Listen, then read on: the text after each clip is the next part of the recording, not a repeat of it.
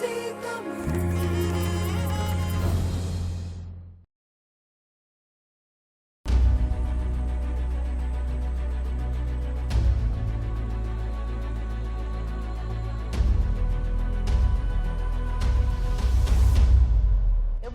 இழந்தாலும் இறைமையுடன் கூடிய சுயநிர்ணய உரிமைக்கு மாற்று கருத்தில் எந்த தமிழனும் அங்கு இல்லை.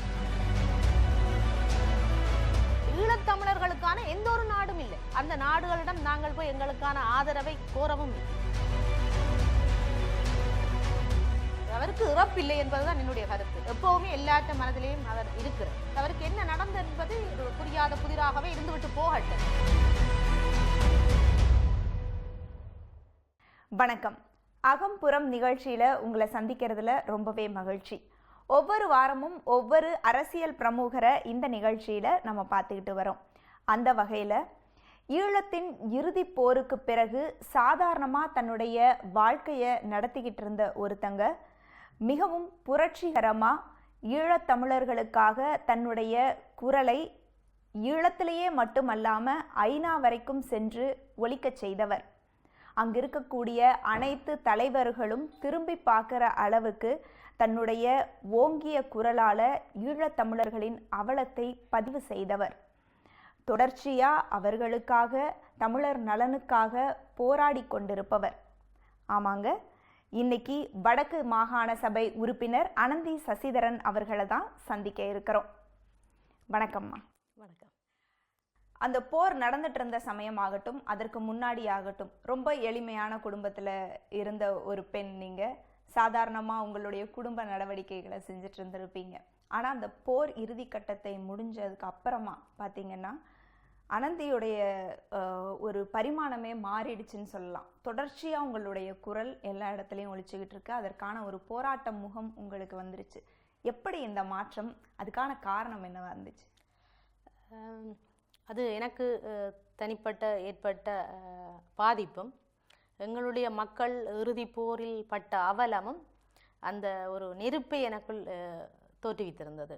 மற்றது வாழ வேண்டும் என்ற ஆசை இல்லாமல் அந்த யுத்த முடிவில் பட்ட துன்பங்கள் என்னை அந்தளவுக்கு உயிரை துச்சமென்று நினைத்து போராட வேண்டிய சூழலுக்கு தள்ளியது. யாராவது ஒரால் எங்களுடைய பாதிப்புக்கு, இந்த இன அழிப்புக்கு ஒரு நியாயம் பெற்றுத்தர முன்வந்திருந்தால் இந்த நிலைமைக்கு நான் நிச்சயமாக வந்திருக்க மாட்டேன். காதலித்து திருமணம் முடித்த கணவரை இராணுவத்திடம் கையளித்து விட்டு 3 பெண் குழந்தைகளுடன் அனாதரவாக நின்ற போது எனக்கு போராடினால் மட்டும்தான் என்னுடைய பிள்ளைகளை வாழ வைக்க முடியும் என்ற ஒரு நிலைமையை ஸ்ரீலங்கா அரசாங்கம் தோற்றுவித்திருந்தது.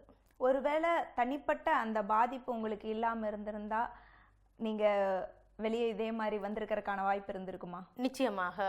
நான் என்னுடைய கணவர் இவ்வாறு சரணடையாமல் விட்டிருந்தால் நான் ஏனைய மக்களை போல இது யாருக்கோ நடந்த துன்பம் என்ற மாதிரி நான் ஒதுங்குகின்ற நிலைமை இருந்திருக்கும். ஆனால் இதில் சம்பந்தப்பட்டது ஒரு விடுதலை போராட்டத்துக்காக தன்னை அர்ப்பணித்து கொண்ட ஒருவரை நான் திருமணம் முடித்திருந்தேன்.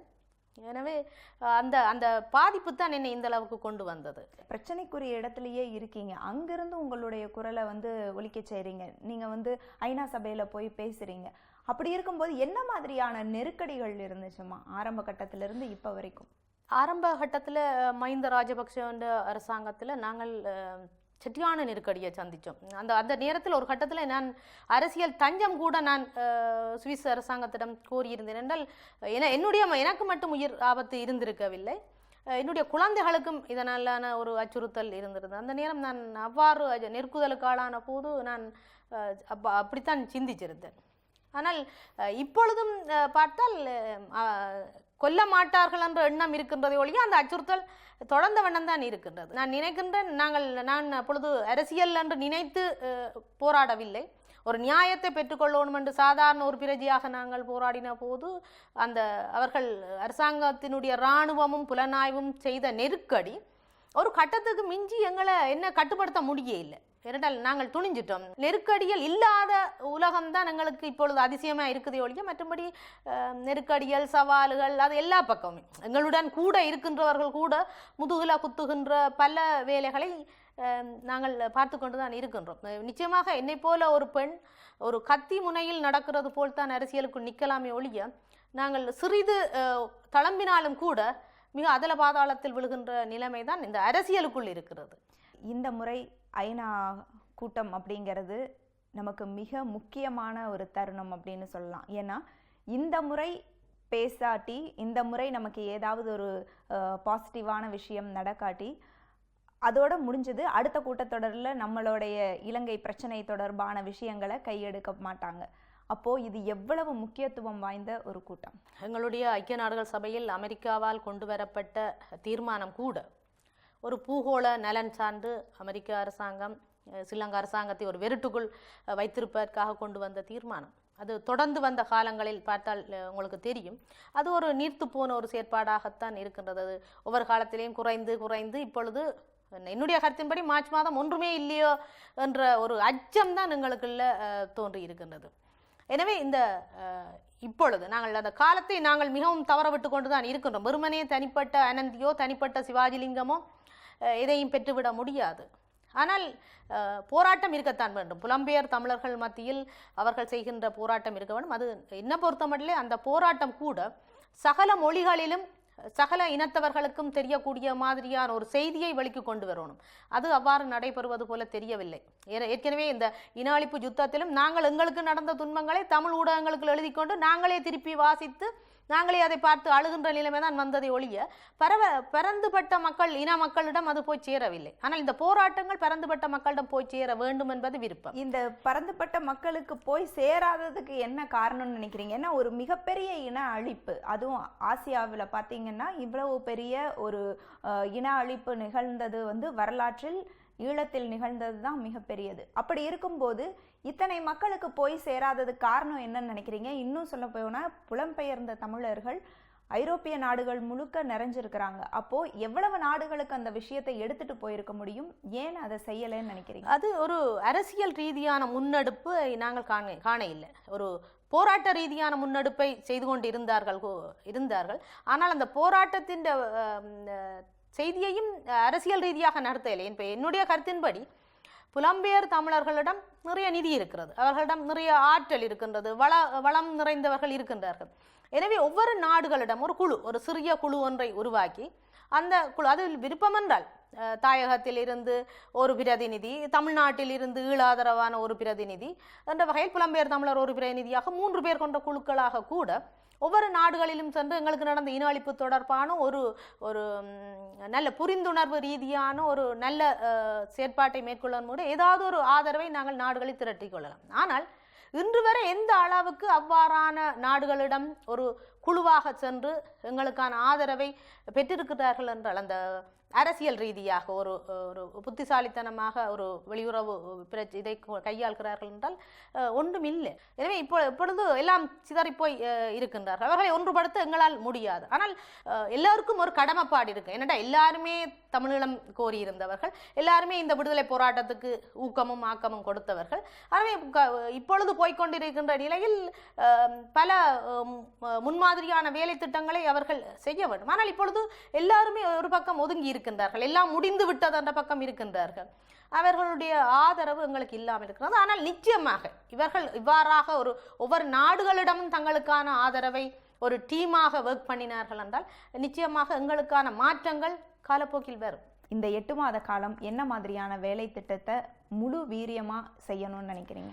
நிச்சயமாக புலம்பெயர் தமிழ் அமைப்புகள் ஒன்றுபட்டு, அது தெரியும், அது சில அமைப்புகள் இப்பொழுது அண்மை காலமாக நீங்கள் பார்த்தீங்களா என்றால் எங்களுடைய நாட்டில் ஆட்சி மாறியதன் பின்னர் இலங்கை அரசாங்கத்துடன் சேர்ந்து இயங்கக்கூடிய தமிழ் அமைப்புகள் சில இரகசிய உடன்படிக்கைகளை இலங்கை அரசாங்கத்துடன் செய்திருக்கின்றது.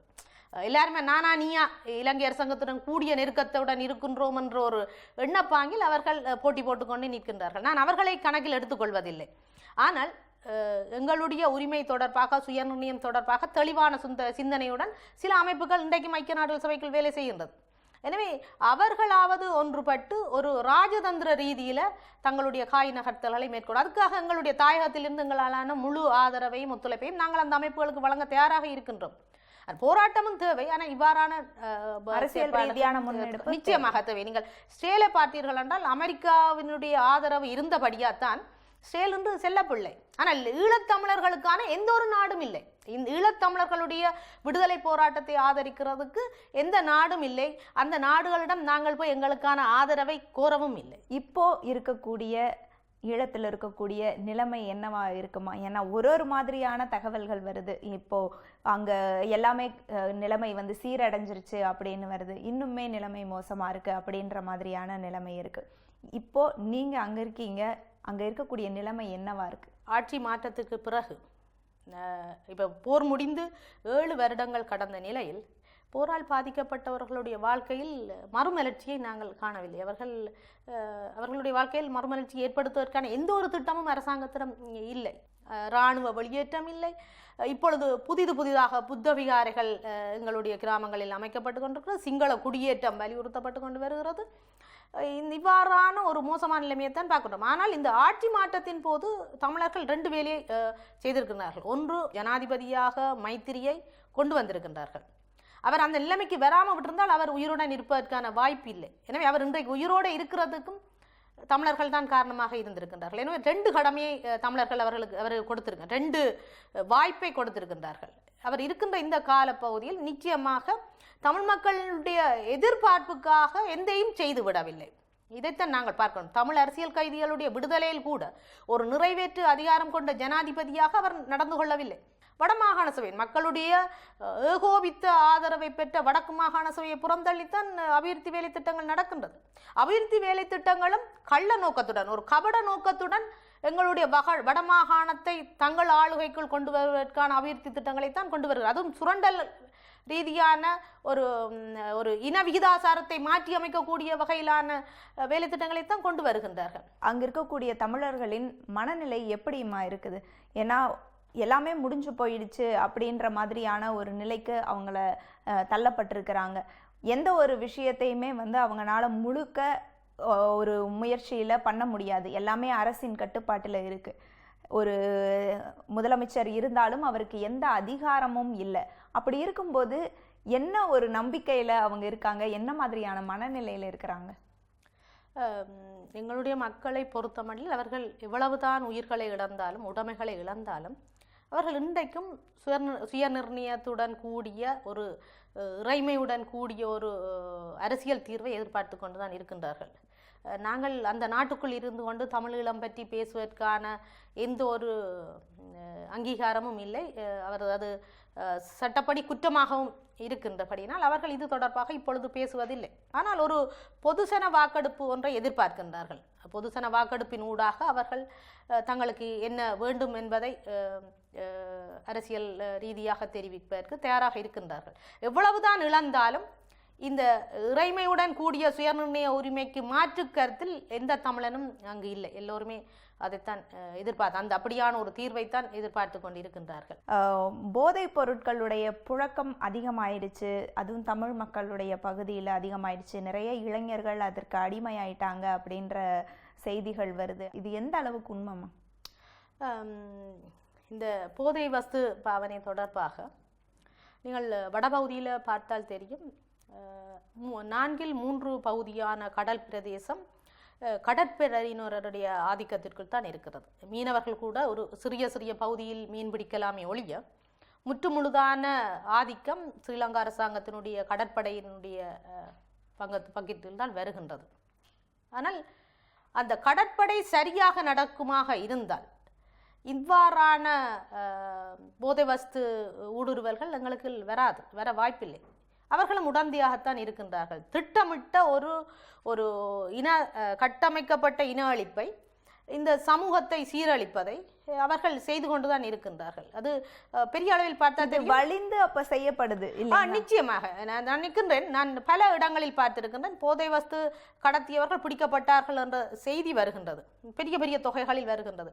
பின்னர் அவர்களுக்கு என்ன நடந்தது, என்ன குற்றம் வந்தது எல்லாம் தொடர் கண்காணிப்பாக எங்களுக்கும் தெரிய வருவதில்லை. ஆனால் என்ன கவலை என்றால் எங்களுடைய பிள்ளைகள் மத்தியில் முதலில் போதை வஸ்தை இலவசமாக விநியோகிக்கின்றார்கள் பாடசாலைகள் மட்டத்தில். இது திட்டமிட்ட வகையில் நிறைவேற்றப்பட்டு கொண்டிருக்கின்ற செயல் திட்டம். ஆனால் நினைத்தால் இது உண்மையில் விடுதலை புலிகள் காலத்தில் போதை வஸ்து என்றால் என்னென்றே தெரியாமல் தான் இருந்தது.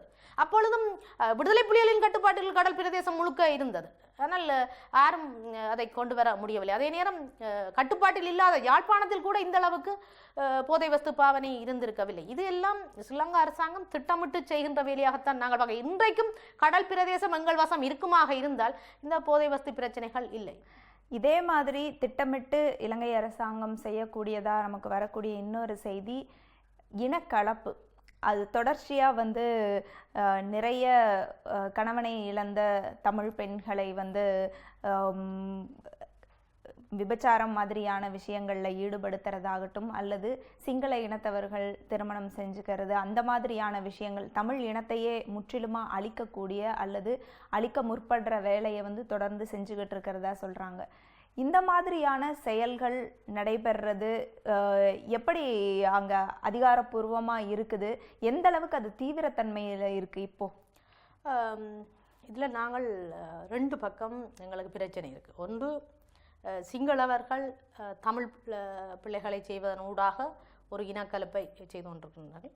முஸ்லிம்கள் ஒரு பக்கம் ஏழ்மையை காரணம் காட்டி தமிழ் பெண்களை திருமணம் முடித்து அவர்களும் ஒரு இனக்கலப்பை செய்து கொண்டிருக்கிறார்கள். எனவே நாங்கள் நடுவில் இருந்து கொண்டு நாங்கள் 2 பக்கமும் இஸ்லாமியர்கள் தமிழர்கள் நிச்சயமாக நீங்கள் கிழக்கு மாகாணத்தை பொறுத்த மட்டில் அது ஒரு இனஅழிப்பு ஆகவே மாறிவிட்டது. 83 தமிழ் கிராமங்கள் முஸ்லிம்களின் கட்டுப்பாட்டிற்குள் முஸ்லிம் நகரங்களாக மாற்றப்பட்டிருக்கின்றது. எனவே நாங்கள் அவர்களும் தமிழர்கள் தான்.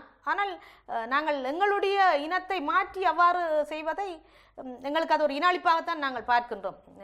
அந்த மத ரீதியாக ஒரு ஆளுகைக்குள் நாங்கள் வந்து விட்டோம் என்ற ஒரு பிரச்சனையும் இருக்கின்றது. சிங்களவர்களுடைய பக்கம் பார்த்தால் அவர்கள் தொடர்ச்சியாகவே இவ்வாறான செயற்பாடுகளை செய்து கொண்டிருக்கின்றார்கள். ஆனால் இது பெரிய அளவில் நாங்கள் பேச முடியாத ஒரு நிலைமை இருக்கின்றது. என்னென்றால் போரில் விதவைகளாக்கப்பட்டவர்கள் இளம் வயது பெண்கள். அந்த விடுதலை புலிகள் இருந்திருந்தால் இந்த இளம் விதவைகளுடைய மறு திருமணம் தொடர்பான ஒரு ஆக்கபூர்வமான செயற்திட்டங்களை அவர்கள் உருவாக்கி இருப்பார்கள். ஆனால் எங்களுக்கு அப்படி உருவாக்க முடியவில்லை. அவர்கள் இளம் பெண்கள். அதனை விட அவர்களுக்கு வறுமை, குழந்தைகளை வளர்க்க வேண்டிய தேவை இருக்கின்றது. ஒரு பக்கம் சிங்களவர்கள் தொடர்ச்சியாக இந்த மாதிரியான வேலைகள் செய்கிறாங்க அப்படின்னாலும், இன்னொரு பக்கம் புலம்பெயர்ந்து போயிருக்கக்கூடிய தமிழர்களும் கூட இந்த மாதிரி அடைக்கலம் தேடி வரக்கூடிய, நீங்கள் சொன்னீங்க விடுதலை புலிகள் இறந்து போயிட்ட நிலையில் இருக்கக்கூடிய அந்த இளம் கைம்பெண்கள், அவங்கள ஒரு துஷ்பிரயோகம் பண்ணுறது, அதே மாதிரி அவர்கள் புலம்பெயர்ந்த நாடுகளிலிருந்து இங்கே ஈழத்துக்கு வரும்போது இந்த மாதிரி அந்த பெண்களை மீண்டும் திருமணம் செஞ்சுக்கிறது, அவங்களை இந்த மாதிரியான பயன்படுத்துறது அப்படிங்கிற விஷயமும் தொடர்ச்சியாக நடந்துக்கிட்டே இருக்குது அப்படின்ற செய்தியும் நாங்கள் கேள்விப்பட்டோம். அது எந்த அளவுக்கு உண்மைமா, எந்த அளவுக்கு இந்த விஷயம் வீரியம் அடைஞ்சுக்கிட்டு இருக்குது? புலம்பெயர் தமிழர்களில் சிலர் இந்த நான் ஏற்கனவே குறிப்பிட்ட போன்று கணவனை இழந்த, காணாமல் ஆக்கப்பட்ட, கணவனால் இந்த பெண்கள் அவர்களுடைய அந்த வறுமையை சாட்டாக வைத்து தாங்கள் இவர்களுக்கு வாழ்வாதார உதவியை மேற்கொள்வதாக கூறி உதவிகளை செய்து கொண்டு இங்கு தனித்து வருவார்கள். அவர்களோட சட்டபூர்வம் இல்லை, ஏற்கனவே அவருக்கு அங்கு திருமணமாகி மனைவி குழந்தைகள் எல்லாம் சட்டபூர்வமாக இருக்கும். ஆனால் இங்கு சட்டபூர்வமற்ற முறையில் இந்த பெண்ணுடைய வறுமையை காரணமாக திருமணம் செய்து சில இடங்களில் குழந்தைகள் கூட இருக்கின்றது. அது எப்படி அதை பதிவு செய்து வைத்திருக்கின்றார்கள் தெரியும். ஆக கவலையான விடயம் என்னென்றால், வயது கூடிய 55-60 வயதை சேர்ந்த ஆண்கள் கூட இங்கு 25-30 வயது பெண்களை திருமணம் முடித்து சென்றிருக்கின்றார்கள். எங்களுடைய தேசிய தலைவர் பிரபாகரன் அவர்கள் இல்லாமல் போனதால எங்களுடைய கலாச்சார புரள்வான சூழலை இவர்கள் ஒரு வித்தியாசமான சூழலாக உருவாக்கி கொண்டிருக்கிறார்கள். இப்போ தனித்து நான் ஒருவாள் பேசுவது அவர்களுக்கு அது புலியாக இருக்கலாம், இவன் இப்படியெல்லாம் பேசுகின்றார். ஆனால் இதுதான் உண்மை, இது யதார்த்தம். ஆனால் தனித்து ஒரு அனந்தியால இந்த சீர்திருத்தத்தை கொண்டு வந்து விட முடியாது. இப்போ இந்த காணாமல் போகடிக்கப்பட்டோர் கண்டுபிடிச்சதா சொல்லி அல்லது ஒரு பட்டியல் வெளியிட்டதில் பிரபாகரனுடைய பேரையும் இணைச்சிருக்கிறாங்க. ஐயா சிவாஜிலிங்கம் அவர்கள் தேசிய தலைவர் பேரையும் இணைச்சு எனக்கு இவர் காணாமல் போயிட்டாரு, இது கண்டுபிடிச்சு கொடுக்கணும் அப்படிங்கிற மாதிரி விட்டுருக்காங்க. இது என்ன மாதிரியான அரசியல்? இது ஒரு வேடிக்கையான விடயமாக தான் நான் பார்க்கின்றேன். என்றால் ஒரு தேசிய தலைவர் என்று எங்களால் போற்றப்பட்டவர் இவ்வாறான ஒரு அற்பத்தனமான முறைப்பாட்டை செய்வதை எனக்கு அது சரியாக தெரியவில்லை. ஏனென்றால் அவர் ஒரு உலகம் போற்ற ஒரு தலைவராக இருந்தவர். அவருக்கு என்ன முடிவு தனக்கு வரப்போகுது என்பதும் தெரியும். அவர் அது தெரியாமல் அந்த மண்ணில் அடிபடவில்லை. எனவே இவருக்கு என்ன நடந்தது என்பது ஒரு புதிராகத்தான் இருக்கின்றது. இந்திய அரசியலில் சுபாஷ் சந்திரபோஸ் அவர்கள் எனக்கு மிகவும் பிடித்தமான ஒரு தலைவர். அவருக்கு அந்த இறுதி நேரத்தில் என்ன நடந்ததுன்றது இன்றும் புரியாத புதிராகவே இந்த இந்திய அரசினால் வைக்கப்பட்டிருக்கின்றது. அதுபோல அதை நாங்கள் ஏற்றுக்கொண்டு விட்டு போகின்றோம். தேசிய தலைவர் பிரபாகரன் ஏனென்றால் அவருக்கு இறப்பில்லை என்பதுதான் என்னுடைய கருத்து. அவர் எப்பவுமே எல்லாற்ற மனதிலேயும் அவர் இருக்கிறார். ஆனபடியால் அவருக்கு இறப்பில்லை. அவருக்கு என்ன நடந்தது என்பதை இவர் போன்று ஒரு புரியாத புதிராகவே இருந்துவிட்டு போகட்டும். ஆனால் ஒரு மாவீரனுடைய அந்த வீரத்தை கொச்சப்படுத்துவது போன்று சொல்லுவது எனக்கு அது உடன்பாடில்லை. ஒருவேளை இதுக்கு அவங்க சரியான எந்த ஆதாரத்தையும் கொடுக்கல, முதல்ல இறந்துட்டதா சொன்னாங்க, அப்புறமா தேடப்படும் இதில் பட்டியலில் வச்சிருக்கிறதா சொன்னாங்க. இந்த மாதிரியான ஒரு அவங்களுக்கே தெளிவில்லாத, இலங்கை அரசுக்கே தெளிவில்லாத ஒரு நிலை இருக்கிறதுனால உண்மையை வெளிக்கொண்டு வர்றதுக்கான ஒரு முயற்சியாக கூட இதை இருக்கலாம். அது இருக்கலாம். ஏனென்றால் இலங்கை அரசாங்கம் ஒரு முறை கூறினது 16ஆம் தேதி மரணித்து விட்டார், 17ஆம் தேதி மரணித்து விட்டார், 18ஆம் தேதி மரணித்து விட்டார் என்று 3 விதமான அறிக்கையை கூறினார். அப்ப ஒரு மனிதர் எத்தனை முறை சாக முடியும் என்ற ஒரு கேள்வியும் இங்கே இருக்கின்றது. ஆனா ஏற்கனவே அவர் நிறைய முறை மரணித்து கொண்டேதான் இருந்தார் அவர் தொடர்ந்து. அதே போன்று அவர் எவ்வாறு கொல்லப்பட்டார் என்பதிலும் பல காரணங்கள் கூறப்பட்டு கொண்டு இருக்கின்றது. ஆனால் இந்த அரசாங்கம் உண்மையாக அவர் கொல்லப்பட்டு இருந்தால் அவருக்கு அந்த நேரம் DNA பரிசோதனைகள் எல்லாவற்றையும் செய்திருக்கலாம். அதுவரை இந்த சந்தேகத்தை கௌரவ உறுப்பினர் சிவாஜிலிங்கம் அவர்கள் எழுப்பி இப்போ எத்தனையோ வருடங்கள் இந்த DNA டெஸ்ட். அண்மையில் பாராளுமன்ற உறுப்பினராக இருக்கின்ற முன்னாள் படைத்தளபதி சரத் பொன்சேகா அவர்கள் தன்னுடைய பேச்சில் சொல்லுகின்றார், பிரபாகரன் செத்து விட்டார், அவருக்கு DNA டெஸ்ட் எல்லாம் செய்தோம் என்று இப்பொழுது 7 வருடம் கடந்தவர் கூறுகின்ற போதுதான் அதெல்லாம் நடந்ததான்னு நாங்கள் கேட்க வேண்டி இருக்கின்றது.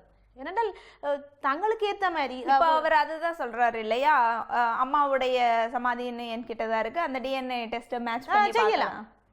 ஆனால் அது சம்பந்தமான ஒரு இதுவும் செய்யலை. உண்மையிலே அவர்கள் அப்படி கிடைத்திருந்தால் இந்திய அரசாங்கம் எத்தனையோ முறை கேட்டுக்கொண்டிருக்கிறது, தேசிய தலைவர் பிரபாகரனுடைய மரண சான்றிதழ் எங்களுக்கு தாருங்கள் என்று. அதை கொடுத்திருக்கலாம். இவர்கள் எத்தனையாம் தேதி மரணித்தார் என்ற உறுதிப்படுத்தி இருந்தால் கொடுத்திருக்கலாம். அதை இன்று வரை செய்யவில்லை. நான் நினைக்கிறேன் இது இன்னும் 2 வருடம் கடந்த பிறகு டெத் சர்டிஃபிகேட் நாங்கள் செய்து விட்டோம் என்று கூறுகின்றார்களோ தெரியவில்லை. எல்லாம் காலம் கடந்த கொத்துக்குண்டு வீசியது, நச்சுக்குண்டு வீசியது, பொஸ்பரஸ் குண்டு வீசியதுக்கு எல்லாம் ஆதாரங்கள். இன்றைக்கும் உடலங்களில் அந்த நச்சுக்குண்டு தாக்குதல்கள், இந்த நரம்புகள் எல்லாம் இந்த தாக்கத்துக்கு உள்ளாகி எத்தனையோ பேர் இருக்கிறார்கள் இன்றைக்கு. ஆனால் 7 வருடம் கடந்த நிலையில் இப்பொழுதுதான் இலங்கை அரசாங்கத்தில் சில அமைச்சர்கள் எழும்பி நின்று கூறுகின்றார்கள், நாங்கள் நச்சுக்குண்டு அடிக்கவில்லை, கொத்துக்குண்டு அடிக்கவில்லை, பொஸ்பரஸ் குண்டு அடிக்கவில்லை என்று கூறுகின்றார்கள். ரெண்டல்ல, நாங்கள் சாட்சியாக எல்லாரும் இருக்கிறோம். இந்த நச்சு குண்டுகள் எல்லாம் அடித்ததன் சாட்சிகள் எல்லாம் இருக்குது. இருந்து கொண்டு இப்பொழுது நான் அது செய்யவில்லை, இது செய்யவில்லை என்றே கூறிக்கொண்டே இருக்கின்றார்கள். இப்போ நாடு கடந்த தமிழீழம் அமைக்கிறதுக்கான பணி, அதற்கான வேலைகள், செயல் திட்டம் எந்த அளவுக்கு இருக்குதுமா? நாடு கடந்த அரசனுடைய பணி அது நாடு கடந்துதான் மேற்கொள்ளப்பட்டு கொண்டு இருக்கின்றது. இது தொடர்பான ஒரு விழிப்புணர்வு எங்களுடைய தாயகத்தில் இல்லை. ஆனால் ஏதோ எந்த பக்கம் என்றாலும் அடிபட்டு எங்களுக்கான நியாயமான அரசியல் தீர்வை பெற்றுத்தருவதில் நாங்கள் எல்லோருமே சேர்ந்து அதை கேட்டுக்கொள்ள தயாராக இருக்கின்றோம்.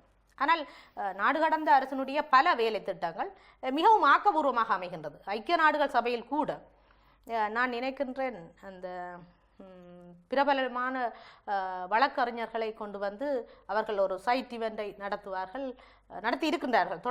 தொடர்ச்சியாக ஒரு ஆக்கபூர்வமான ஒரு செயற்பாட்டை செய்து கொண்டிருக்கின்றார்கள். இருக்கின்ற அமைப்புகளில் மிக ஒரு தந்திரோபமான ஒரு நடவடிக்கைகள் அவர்கள் ஈடுபட்டு கொண்டிருக்கின்றனர். ஈழம் தொடர்பான நிறைய விஷயங்களை பேசிக்கிட்டு இருக்கோம். ஒரு சிறிய இடைவேளைக்கு பிறகு நிகழ்ச்சி தொடரும்.